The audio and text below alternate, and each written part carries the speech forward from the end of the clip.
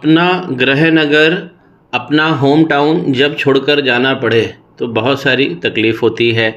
ये हथेली 28 वर्ष के जातक की है जो बंगाल में रहते हैं और अब अपने घर से दूर कहीं काम कर रहे हैं, जॉब कर रहे हैं। सबसे बड़ी बात है, अगर चंद्रमा पे से इस प्रकार अगर भाग्य रेखा निकल के और पूरे शनि पर्वत तक पहुंच जाती है, इनकी भाग्य रेखा बहुत बहुत अच्छी है और पूरे शनि पर्वत तक पहुंच रही है।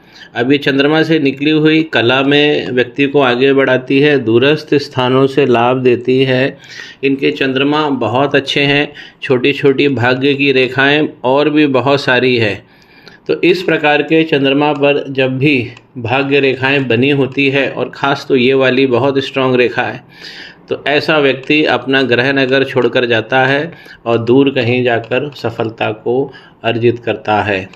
छोटी यात्राएं जो कम दूरी की यात्राएं हैं, उसके लिए हम चंद्रमा को देखते हैं। जो लंबी दूरी की यात्राएं हैं तो हम उसमें चंद्रमा और मंगल इन दोनों को देखते हैं। इनके हाथ में इस प्रकार की जब लाइन चली है और ये अपने गृह नगर से बाहर आ गए हैं, अब इनको होम सिकनेस भी होती है, इनको घर जाने की इच्छा होती है, वहीं कुछ काम कर लेने की।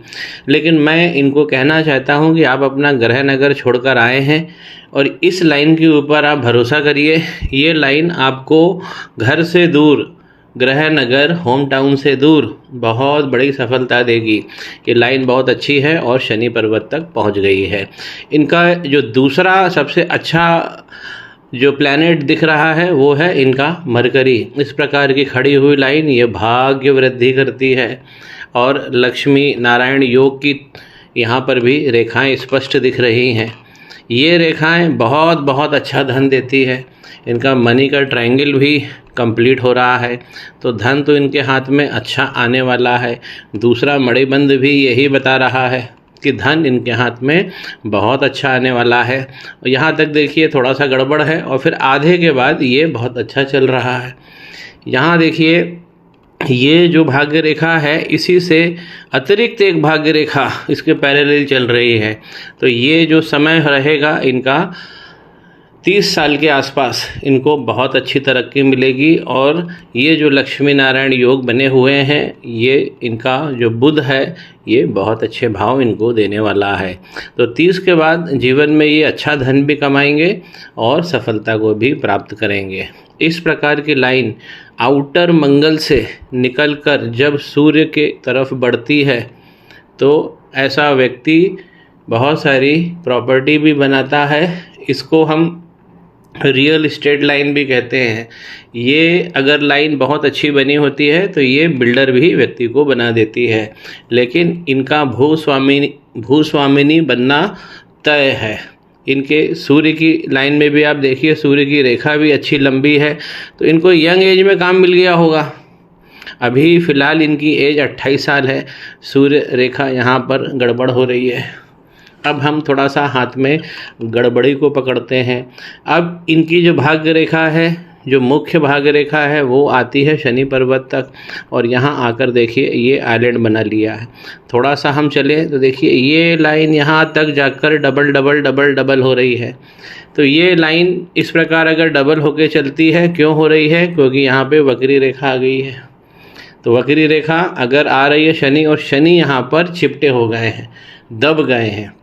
इसका बेसिक मतलब होता है कि शनि देव के पास में अंश बल बहुत कम है। तो यहाँ पर शनि भगवान की मैंने रेमेडी दूंगा ताकि ये वक्री रेखा हट जाए और हाथ बहुत अच्छा फ्री हो जाए।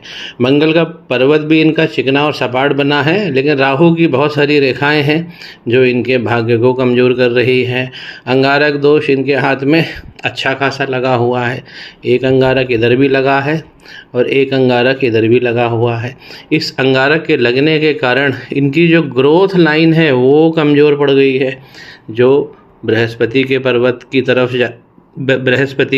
पे जाती है। यहाँ पर बहुत सारी राहु की रेखाएं हैं जो आइलैंड के रूप में चल रही हैं। और अब देखिए 30 साल के बाद इनको धन तो मिलेगा, लेकिन 30 साल के बाद यहाँ पर ये जो लाइन है इनकी लाइफ लाइन, इसके बाद जाकर ये देखिए बहुत कमज़ोर पड़ रही है।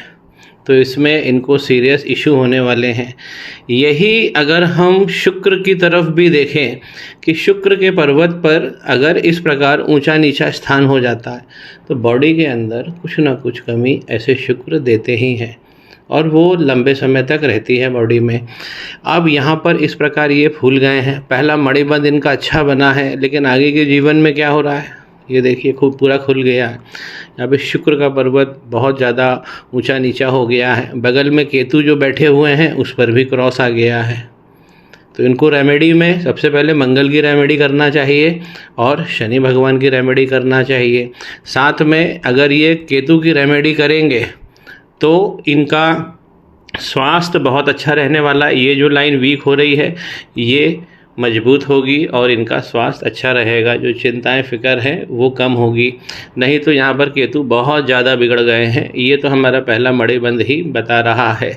अगर हम इनकी कंफर्ट लाइन देखें तो कंफर्ट लाइन इस तरह चल रही है और ये बिल्कुल आगे जाके पार कर गई है और इसने कंफर्ट लाइन यहाँ तक निकल आई है तो हमारी लाइफ लाइन को भी पार कर दिया है और भाग्य रेखा को भी इसने कमज़ोर कर दिया है। तो इस हाथ के अंदर शनि वक्री इसलिए बैठे हैं कि ये दब गया, केतु पर क्रॉस हो गया है और मंगल, इस पर हमें काम करना चाहिए। केतु और मंगल पे जब गहनता से काम होता है तब ये लाइन हमारी अच्छी हो जाती है। शनि वक्री हैं, इनकी तो रेमेडी छोटी सी होगी, लेकिन केतु की रेमेडी थोड़ी सी गहन है और मंगल की रेमेडी एक बार में कंप्लीट हो जाएगी। बहुत सारी चिंताएं इनके दिमाग में चल रही हैं, इनको इन चिंताओं से बचना चाहिए।